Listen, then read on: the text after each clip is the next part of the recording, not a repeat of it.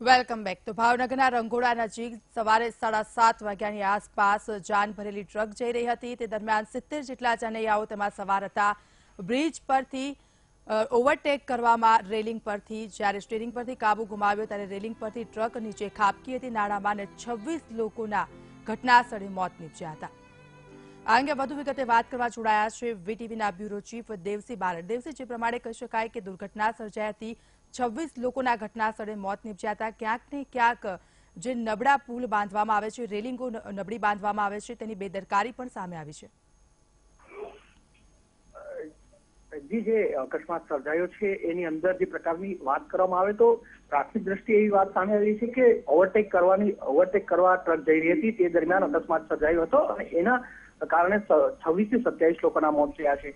પરંતુ માર્ગ અકસ્માત છે ગુજરાતની અંદર ગંભીર છે અને વારે તહેવારે આ પ્રકારની ઘટનાઓ બનતી હોય છે અને એનું મૂળ કારણ એ છે કે જે રેલિંગો છે અથવા તો રોડની જે સેફટીના જે નિયમો છે એ રોડ સેફટીના નિયમો ગુજરાતની અંદર એટલા ઢીલા છે, એટલું ઇન્ફ્રાસ્ટ્રક્ચર જ્યારે બિલ્ડર્સ જે પ્રકારના ઇન્ફ્રાસ્ટ્રક્ચર કંપની છે એ જ્યારે રેલિંગ બાંધતી હોય અથવા તો પુલ બાંધતી હોય ત્યારે જે પ્રકારની કાળજી રાખવામાં આવે છે એવી કાળજી રાખવામાં આવતી નથી અને એને કારણે આવા અકસ્માતો વારે વારે બને છે અને વર્ષે અનેક લોકો ગુજરાતની અંદર મોતને ભેટી જાય છે।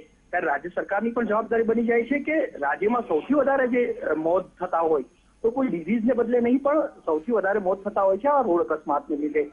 જે સેન્ટરનો જે રોડ વાહન વ્યવહાર અને રાજ્યના જે પ્રકારના રિપોર્ટ કહી રહ્યા છે એ મુજબ કે રાજ્યની અંદર લગભગ 40 થી 50 હજાર માણસો છે એ દર વર્ષે આ રીતે રોડ અકસ્માતને કારણે મોતને ભેટતા હોય છે અને એ જે મોતને ભેટે છે એની અંદર સૌથી મોટું કારણ છે કે જર્જરિત પુલ હોય છે।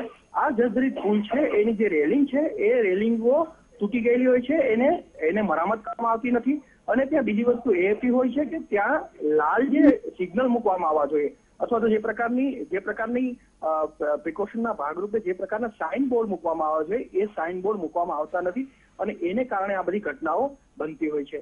તમે કોઈ પણ રોડ જો નેશનલ હાઈવે ને વાત કરતા એટલે કે ગુજરાતની અંદર નેશનલ હાઈવે 8 પસાર થાય છે અને 8 નેશનલ હાઈવે છે એનું જ મરામત કામ જે છે એ સારી રીતે કરવામાં આવતું હોય છે કારણ કે એની સીધી જવાબદારી કેન્દ્ર સરકાર સાથે હોય છે, એનું મોનિટરિંગ રાજ્ય સરકાર પણ કરતી હોય છે।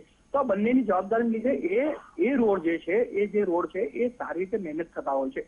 બાકી સ્ટેટ હાઈવેની વાત કરવામાં આવે તો મોટા ભાગના જે સ્ટેટ હાઈવે છે એ સ્ટેટ હાઈવે ઉપર રાજ્ય સરકાર ખૂબ મોટા પ્રમાણમાં ઉદાસીન છે।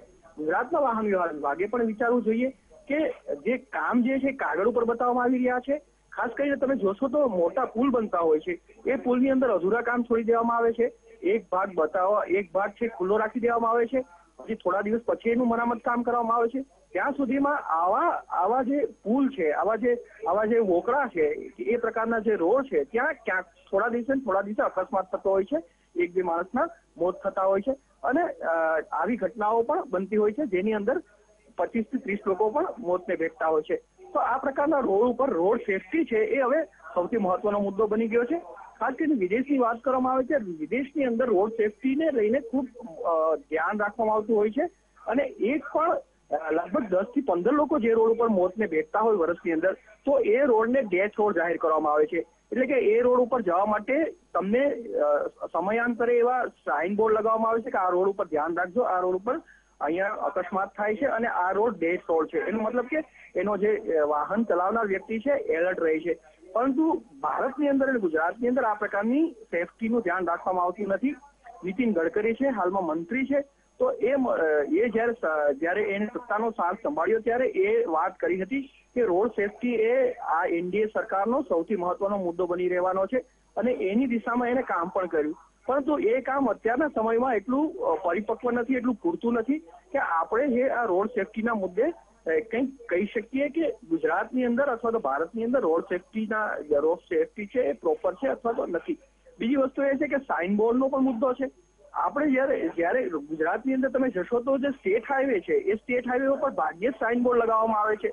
એક વળાંક હોય છે તો એ વળાંકની અંદર સાઇન બોર્ડ લગાવવાથી અથવા તો એ પ્રકારના સિમ્બોલ લગાવવાથી જે વાહન ચાલક છે એને ખ્યાલ પડતો હોય કે અત્યારે આટલી સ્પીડમાં એટલે કે જે એની મર્યાદા રાખેલી છે 60 કિલોમીટરની કોઈની મર્યાદા હોય, કોઈની 40 કિલોમીટરની પર કલાકની મર્યાદા હોય, એ મર્યાદા જાળવવી એ જરૂરી બની જાય છે અને એના બોર્ડ લગાવવામાં આવતા હોય છે। પરંતુ આપણે ત્યાં એ પ્રકારના બોર્ડ ખૂબ ઓછા પ્રમાણમાં રાખવામાં આવે છે, લગાવી દેવામાં આવે છે, ઘણીવાર કાગળ ઉપર હોય છે, ઘણીવાર લગાવી દેવા પછી ત્યાં કોઈ પણ સ્થાનિક લોકો એને તોડી પાડે છે અથવા તો બીજી રીતે એને મિસયુઝ કરતા હોય છે. તો એ જે વસ્તુઓ છે એને પણ એની પ્રોપર રાખવામાં આવતી નથી. એટલે કે હાઈવેની કાળજી લેવી જોઈએ. એ હાઈવેની કાળજી પ્રત્યે ગુજરાતની અંદર ખૂબ મોટી ઉદાસીનતા જોવામાં આવે છે.